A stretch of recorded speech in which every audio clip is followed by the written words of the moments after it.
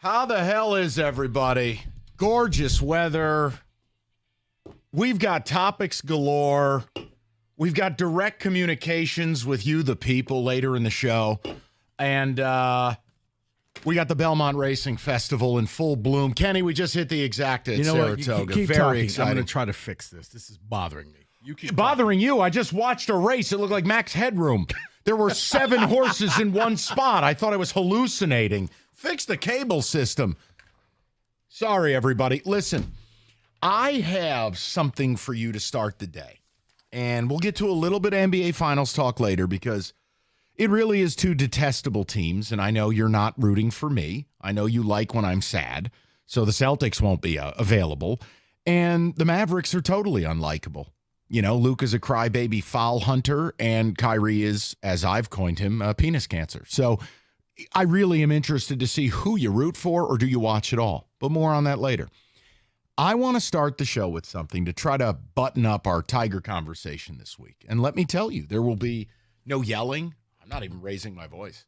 I'm going to present to you a number. And it's not sports by the numbers. This is just kind of get your whistle wet. This is Kenny with the first sip of the cocktail. Just getting your whistle wet. And I'm going to present you a number. And I want to know how much of your angst, or in Gibby terms, negativity, is wrapped up in the number I'm going to give you, okay? So the number I'm going to give you is 462. 462. And I will refine it a little more as it pertains to the Tigers. David, do we have any, calming music we could have? Yeah, because we're going to stay calm, Rico. Plus, we're all excited. You were telling us you were getting a crown next week, and it's going to be a 2 to 3 hour process. We all know what that means. Nobody likes their dentist like Rico does. That's because no one's ever slept with theirs except him. So let's focus. I hate you. Come on, man. We hit the exacta to start the show. So listen. 462. It is a stat, and it is a metric. Anyone want to venture a guess as it relates to the Tigers and how much of your negativity about the team's wrapped in 462? Do you know what it is? Any guess? 462. No. Think about we have a drop in the system regarding this number. Think Batman movie. Javi Baez. Javi Baez's OPS is 462. Now, why is that relevant? Well, it's not to establish that he's terrible. And if you're maybe the 25% of people still watching this on TV, I can't help that Jason Benetti and crew are some of the most dishonest people on the planet talking to you about defensive metrics or he's good with runners and scoring. But guys, stop. He's the worst everyday player in the sport. So I did some digging. 462 is relevant because do you know the all-time modern era record for the lowest OPS in a singular baseball season? 1968. 461. And let me get you this absolute waste of skin's name, Hal Lanier. So is that the Lanier line? A 461 is the all-time worst modern OPS. Now, if you want me to go back to 1908, it'd be 460. Okay. I don't think 1908 is relevant. Javi Baez, in essence, if he finished the season with this current OPS, would be the worst baseball player in the history of the sport from an offensive standpoint. Now, why do I bring it up? I don't bring it up to peacock or to, to be like, ooh, I was right. No. I want to know that as the team is at 500, is a lot of your angst, whether forwardly or subconsciously, tied up in the fact that Javi Baez is here? Like Gibby called the morning show, and it's like, well, we don't play him as much. That's like saying I don't have cancer every day. What, I get one day off a week? Except if you play him 80% of the time. Right. Well, 80% of the time I'm playing the worst player in the history of the sport because my owner won't buy him out. I want to know how, first of all, did you realize that's how bad Javi is? Did you realize that with a 462 OPS, you are in essence tied for the singular worst figure in the history of baseball? I knew it was bad. I didn't know it was historically bad. I just thought it was, Where'd the music go? I was digging the music. See, I thought maybe it was just because we're biased. I'm kidding. So, we just think that he's that bad. But I didn't realize that he's about to shatter a record. Or at least break a record. So how much of your negativity or angst or dissatisfaction is tied up in that number, in Javi Baez? That the team, if they played anyone else at short, would be better. On a WAR basis, they would be.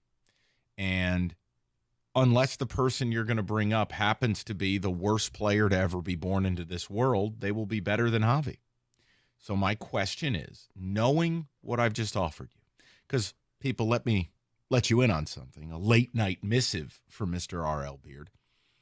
He asked me, Mike, do you really believe they'll DFA him? And I said, Rico, he's approaching all-time bad status. I said, yes, there's no way they could go the rest of this season if it's this bad. Well, look, so I did the homework. Well, I'm glad you did. No, I Mike, wasn't wrong. No, because I've been saying, God, it's just time to buy him out. And people, you got to wait. You can't do it. You owe money. I'm like, it comes a point, they've already hit diminishing returns. You're going to get nothing for him.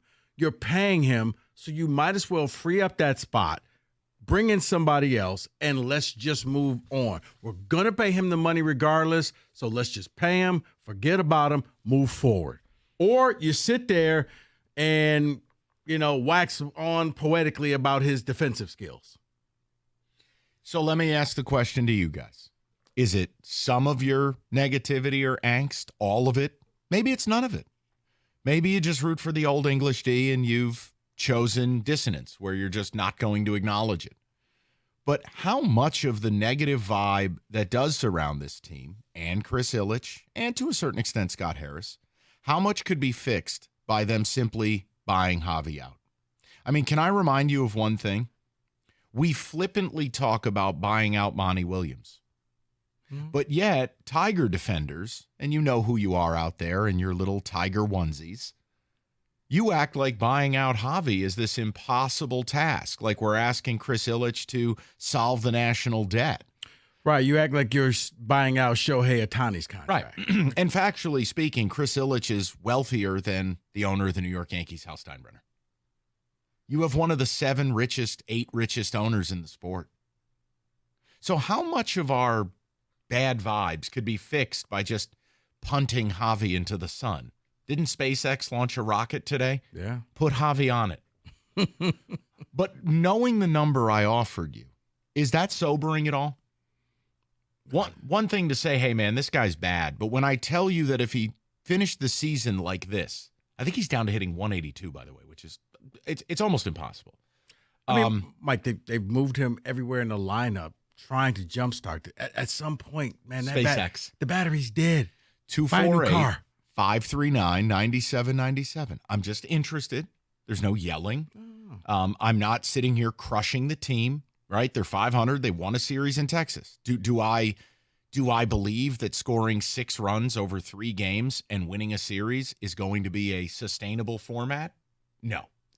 So my question is, the Javi thing, recognizing that despite, if you're watching the TV broadcast, I think they're openly misleading you. It's a shame it only took 2 months to corrupt Benetti, but here we are.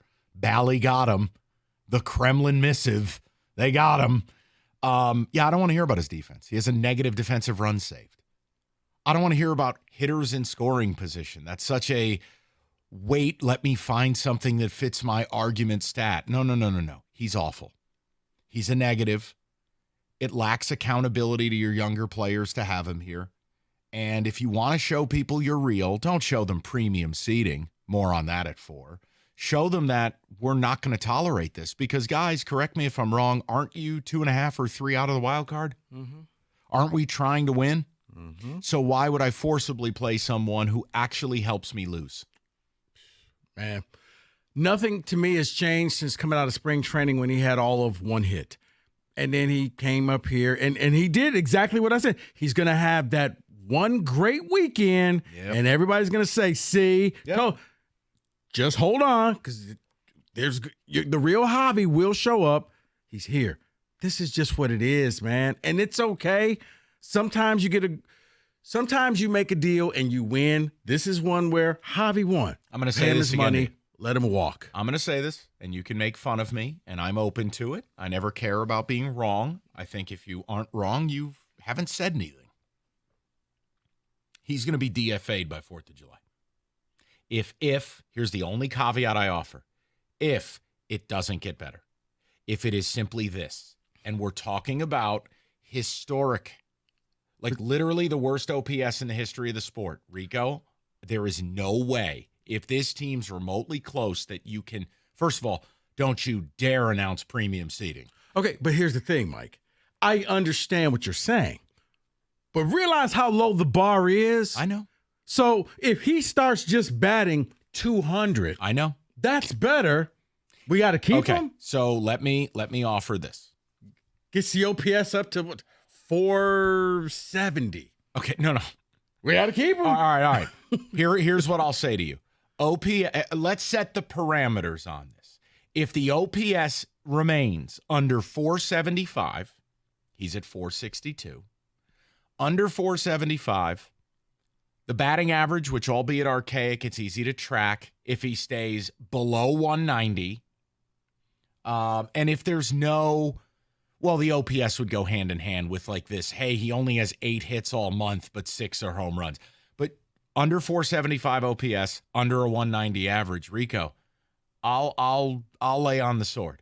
I actually think there's no way Scott Harris could with a straight face for a borderline contending team for the wild card, keep running this guy out there. Okay. Listeners, David, Kenny, did you hear what he just said? I mean, yes. It's not the bottom of the chili pot. He jumped out. Okay. Think about how low the standards were. If you can just get me 190 and 470 or 475 OPS. That's not a major league player. Okay? It's not. And this is what we're asking for this man who makes millions of dollars. If that is the case, let him go. Just let him go. Have I talked to you about the new home plate club? I'm not trying to make it's fun of you, Mike. It's just listening. I know. I want you to go back and listen to what you said. And it's just like, how bad is this? And how low is the bar for this man that we're sitting here saying? Hal Lanier. Can you get to batting 200? Can you get to a 500 OPS? And we'll love you.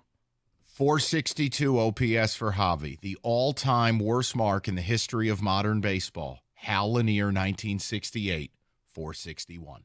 Guys, we're here.